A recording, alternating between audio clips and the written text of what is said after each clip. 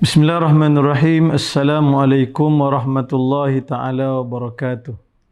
Allah Subhanahu wa ta'ala berfirman dalam surah An-Nur ayat yang ke-21. A'udzu billahi minasyaitonir rajim. Ya ayyuhalladzina amanu la tattabi'u khutuwatis syaitan.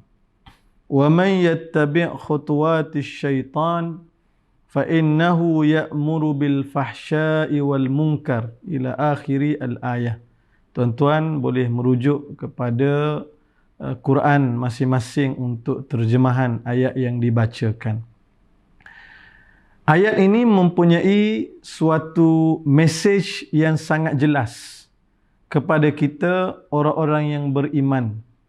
Sebagaimana biasa yang kita sedia maklum, ayat ini Allah Subhanahu wa ta'ala tujukan terus kepada orang-orang yang beriman. Ya ayyuhallazina amanu, wahai orang-orang yang beriman.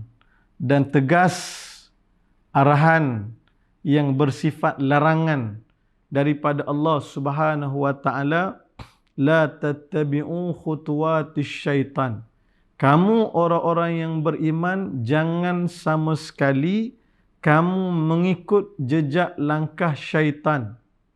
Dan dijelaskan pada pernyataan yang berikutnya, wa man yattabi' khutuwatis syaitan, dan barang sesiapa yang mengikut jejak langkah syaitan, maka ketahuilah bahawa syaitan itu tujuannya tidak lain tidak bukan menyuruh kepada perbuatan keji dan perbuatan mungkar. Maka menjadi keperluan kepada kita untuk kita memahami sebagai seorang Muslim, sebagai seorang mukmin, kita kena kenal bahawa syaitan itu adalah merupakan musuh yang nyata bagi kita dan tidak boleh sama sekali kita mengikut jejak langkah syaitan. Kita sebagai hamba Allah, Allah Ta'ala sebut, wa ani'buduni, hendaklah kamu menyembah aku, bukannya kamu menyembah syaitan. Dalam tafsir Ibn Katsir dihuraikan, apakah yang dinyatakan mengikut jejak langkah syaitan? Antaranya ialah mengikut apa yang kita nyatakan sebagai tipu daya syaitan ataupun janji-janji manis syaitan. Antaranya sebagai contoh, dalam soal kita nak menderma, syaitan memberikan suatu perasaan was-was kepada kita. Syaitan menjanjikan bahawa dengan kamu menderma, kamu akan jatuh fakir, kamu akan jadi susah. Maka ini tipu daya syaitan. Mengikut jejak langkah syaitan dalam maksud mengikut tipu daya syaitan. Kita diajar untuk bersedekah.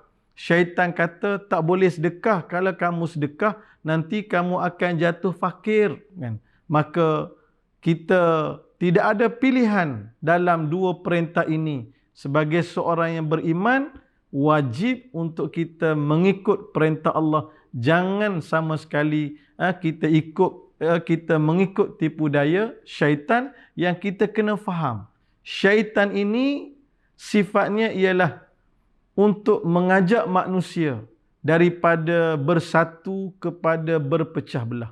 Daripada melakukan yang ma'ruf kepada melakukan perbuatan mungkar. Maka perlu sangat-sangat pada kita sentiasa berwaspada, sentiasa beringat daripada segala bentuk tipu daya syaitan yang kalau kita tidak punyai pendinding yang kuat, kita bimbang, kita juga boleh hanyut dengan tipu daya syaitan yang mengindahkan perbuatan-perbuatan mungkar. Disebut dalam ayat bagaimana janji syaitan kepada Allah, la uzayyinanna lahum, aku akan memperindahkan perbuatan-perbuatan mungkar dan maksiat. Maka antara cara untuk kita jaga supaya kita tidak ikut jejak langkah syaitan, banyak-banyak berdoa kepada Allah, mohon kita dilindungi daripada syaitan. Ayat yang kita biasa baca, a'udzu billahi minasyaitanir rajim. Wallahu a'lam. Wassalamualaikum warahmatullahi wabarakatuh.